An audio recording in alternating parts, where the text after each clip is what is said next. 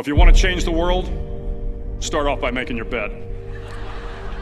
If you make your bed every morning, you will have accomplished the first task of the day. It will give you a small sense of pride, and it will encourage you to do another task, and another, and another. And by the end of the day, that one task completed will have turned into many tasks completed. Making your bed will also reinforce the fact that the little things in life matter. If you can't do the little things right, you'll never be able to do the big things right. And if by chance you have a miserable day, you will come home to a bed that is made, that you made. And a made bed gives you encouragement that tomorrow will be better. To pass SEAL training, there are a series of long swims that must be completed. One is the night swim. Before the swim, the instructors joyfully brief the students on all the species of sharks that inhabit the waters off San Clemente.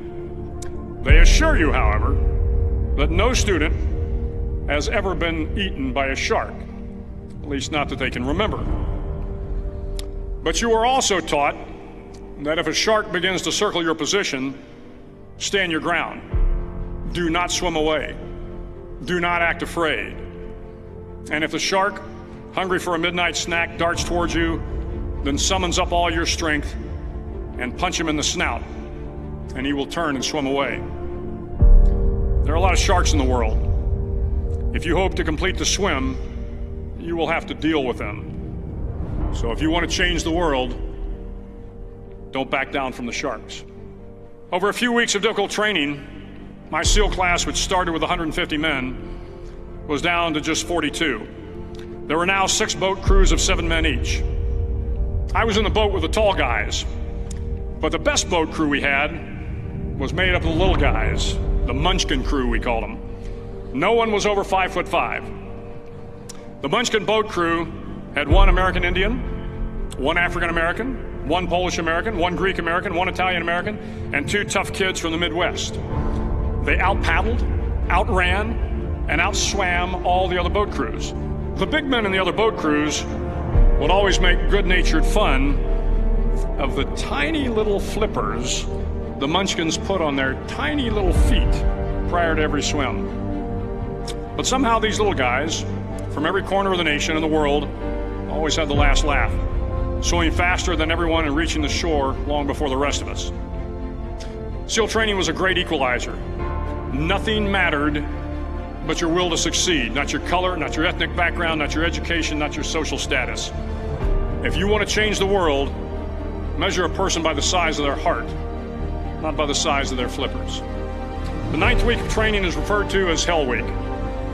It is 6 days of no sleep, constant physical and mental harassment, and 1 special day at the Mud Flats.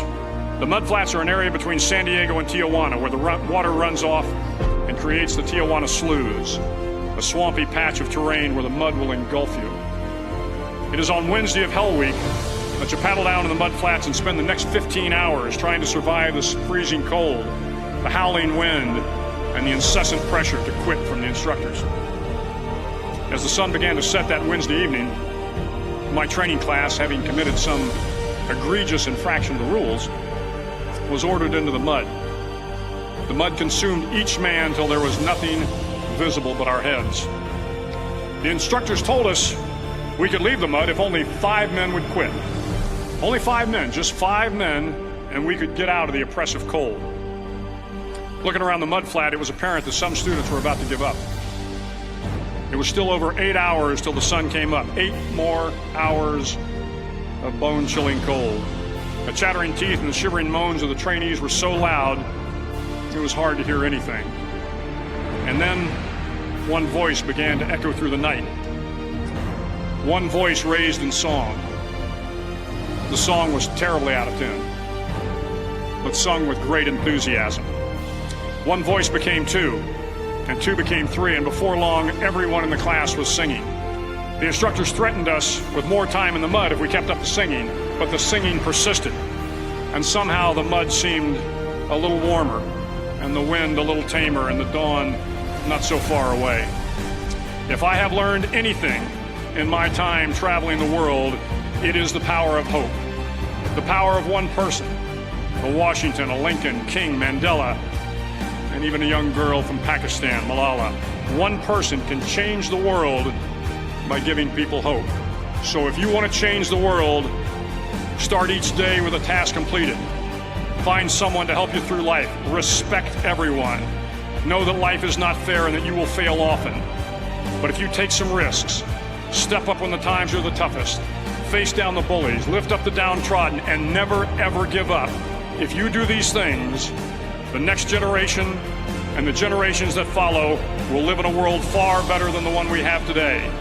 And what started here will indeed have changed the world for the better.